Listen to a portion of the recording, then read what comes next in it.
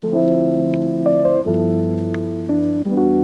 you ever wondered how to stop losing money with Pokemon cards and thought about how can actually make a little bit more money on Pokemon cards? Well, let's have a look here. So, here's how to make actual money from your Pokemon card collection. Here's a little question for you. Have you ever wondered how to turn your love for Pokemon cards into real profit? Whether you're flipping, collecting, or just exploring a side hustle, I'll show you how to build a system that might actually work. But first, could you please like, subscribe, and drop a comment down below if this is something that you like. We can grow together as a Pokemon card community. But before we start, thank you for watching the video. If you enjoy videos about collecting, flipping, or just Pokemon in general, make sure to hit that like button and subscribe. I'll try and reply to the comments if I can. So first thing is, let's start small. We need to learn before we start burning through money. There's no point starting with the £500 Charizard or the $500 Charizard. It's just a little bit too much money to start off with. You need to start somewhere. Begin with the cards that you know and love. Because why would you start with anything else? There's no point collecting random cards that mean absolutely nothing to you. You need to start with the cards that you know about, what you like, and you know you can turn into something. Focus on the popular Pokemon if you can. Things like Charizard, Pikachu, Eevee, Rayquaza, the evolutions. They're the things that are popular. They're the Pokemon that people are going to try and buy. So they're most probably the cards that you should be going after as well. Don't go for a random Pokemon in 8th or 9th gen. I'm just saying that because I don't know it that well personally. You may be a great buyer and seller of 8 or 9 gen Pokemon. You may be the top guy, but if we're going to start somewhere, don't start there. Start with maybe the £20, £50 cards, or the $20, $50 cards. And just test the market. Don't rush into it. Start off small, start with that cheaper card, and see where you can go. Will that $5 card turn into a $20 card in the future? It really does happen, so you just don't know when it will happen. That's the only problem. It's gonna happen. It most probably will happen, you just don't know when. You don't need deep pockets to start though. You could just start off with one. Learn how the market behaves with small purchases. Track what sells fast and what doesn't. And treat it like training before the real game begins. Just a little bit of a tutorial. You need to learn what you're going to do, how you're going to do it before you start going all guns blazing and firing on all cylinders. We need to understand the market first, because demand beats rarity. You might think, this card's really rare, but what if there's no demand for it? Then why buy it? Profit, however, equals demand, not just rarity. Sometimes certain cards have an increase in demand at random times, and when that demand increases, the price of the card shoots up in value. It happened with a load of illustration rares, might be happening with gold cards now, especially with Mega Evolutions and Phantasmal Flames coming out. Gold cards becoming a much bigger thing. Look for cards with big graded versus raw price gaps. So there is the Pikachu from Celebrations, which is probably around a $5 card, which shoots up to a $200, $250 card when it's graded. The only problem though with these type of cards is that they're hard to grade in a 10. They're cheap, but they're cheap for a reason, because there might be a high population of it in raw, but it's really hard to get in a 10 because it might be the condition or sometimes just how the cards are cut when the cards are made, especially English versions of the card. For some reason the Pokemon company doesn't seem to care as much with the quality of the cutting on English cards compared to Japanese cards. Japanese card quality probably got an 80% chance most of the time. With some English cards it's 20, 10, maybe even 5% chance. that it's going to come out as a 10, depending on what grading company you come out with. Let's say PSA, Ace in England, or Tag. Timing though, it does matter. The most recent thing I can think of was with the release of TCG Pocket. Around about this time last year, October, November maybe, I can't remember the exact date. The Pokemon card market absolutely spiked. I played the game a little bit, but I kind of died off a little bit and just focused on physical cards instead. Because I thought, well, if I'm doing this properly in real life, why do I want to do it in a video game that I can only play every so often? But movies, maybe game releases, the Z and A that's coming out, was it A and Z? I cannot remember which way around it is. Things may become really popular again. I think Mega Evolution might be coming back in the game. Don't quote me on that, I'm not entirely sure. But here's something to note. The biggest mistake new sellers make is chasing rare cards instead of high demand ones. A common card with strong fan demand will outsell a rare but forgotten one every single time. So if something is really common and everyone wants to buy it, you could have 10 of these and you might have bought it for $5 each. Then it shoots up to $50 each. That's a ridiculous amount of profit that you might have made from that card, all because of demand, not because of rarity. Our next thing then is grading equals profit. Depending on if you know what to look for and you grade the right cards. So a $10 raw card can turn into $100 as a PSA 10. There are a lot of card examples of this. We need to then choose your grading company wisely. If you're in the US, Canada, you're probably going to go with PSA, although Tag is becoming a much more highly sought after name over there as well. I've also graded with Tag, I haven't actually graded with PSA. If you're in the UK, Ace is ridiculously popular right now. It's quite hard to get your cards graded with them, although they are opening slots every single day at around 6 PM.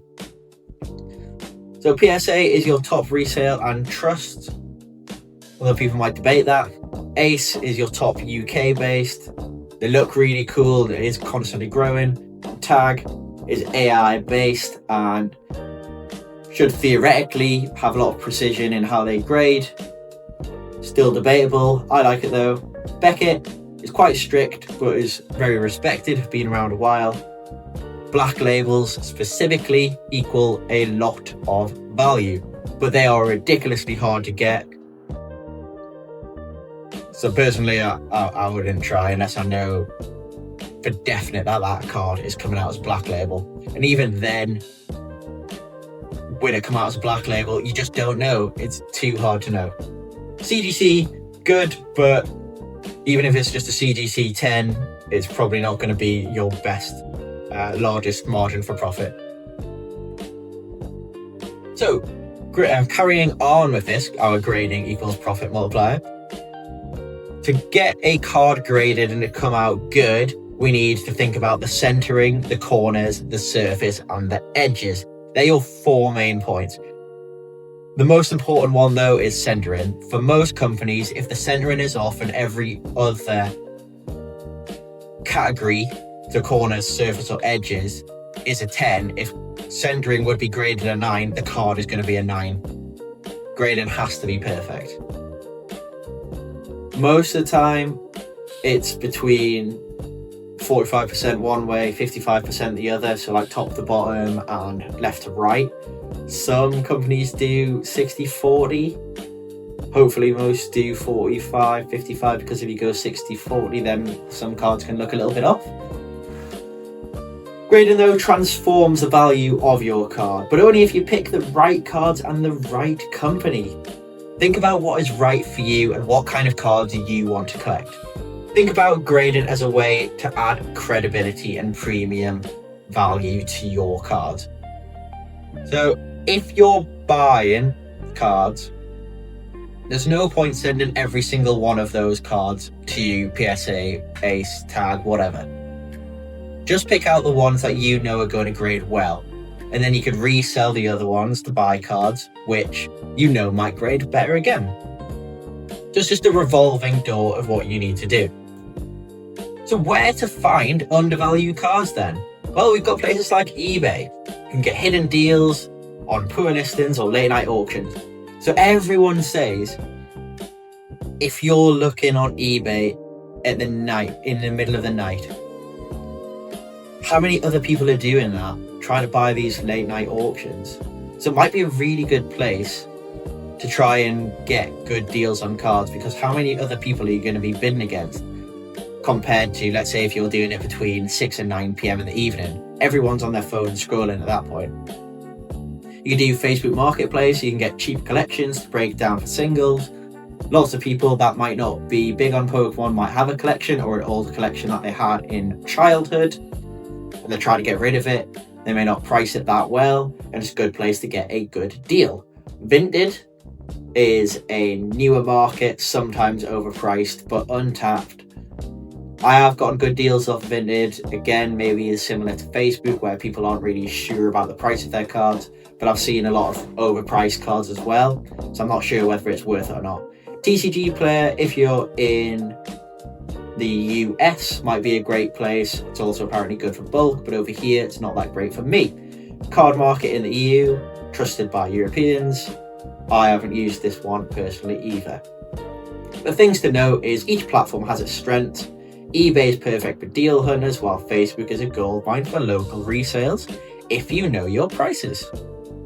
Our next thing then is turn it into a system, and let's rinse and repeat over and over and over. You need to do your research. You have research cards with strong grading profit potential. Know which cards you want to buy and will come out good. Make sure when you buy them that they're clean and minty, because otherwise, if you're wanting to grade these cards and they are not clean, there's no point. You're wasting your money on grading. Grade wisely, and always remember that centering matters the most. Lastly, sell graded or raw based on the margins that you're after and how. So basically, how much have you bought it for? How much do you want to sell it for? How much profit do you want to make? What do you want to spend your money in next? That leads into reinvesting your profits for compounding growth. So the more you do this, the more money you can make. But this isn't a get-rich-quick scheme. The real success comes from repetition and refinement. So the more you do this, the more you will perfect this skill. Think of it like building a tiny business that compounds over time. Especially if you're grading, it's gonna take a while. 2 or 3 months, 4 months, 5 months, 6 months, depending on the market or what company you're going with. It could take a really long time. But you've got to be patient. So while you're waiting for those graded cards, maybe send more off, so then you have cards gradually coming back, and the ones that you aren't grading, try and sell for a bit more profit as well. So things we don't want to make mistakes on. We don't want to overpay for hype. This is very, let's say, very common when new sets come out. They're always overhyped to begin with. Even if it's a great set, it's still overhyped when it comes out. They always go down and they always settle after a while. So don't buy into the hype when a new set comes out. After a little while though, then check sold listings, not asking prices, because asking prices, especially on eBay and other card marketplaces, are not what the card is sold for, it's what people want to sell it for. That could be a couple of quid over what it has actually sold for recently. So make sure you're checking last sold. Make sure you're watching the card condition like a hawk though, also.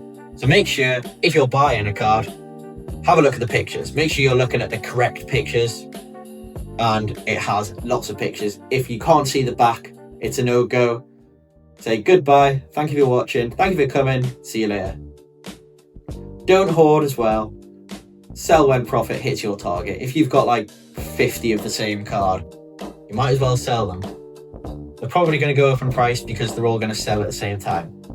And every beginner makes these mistakes. Even I did at some point. I've bought plenty of cards where the market has gone up and I've thought, oh, I've bought into the hype and I need to buy this card, and then it just shoots back down, and then you're like, well, that was annoying.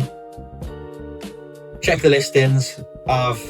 Again, especially on eBay, bought cards. I've not checked for how much it's actually sold for, and thought, right, I've just spent a tenner over what this is worth. That's annoying. I've also bought lots of cards that are not great condition.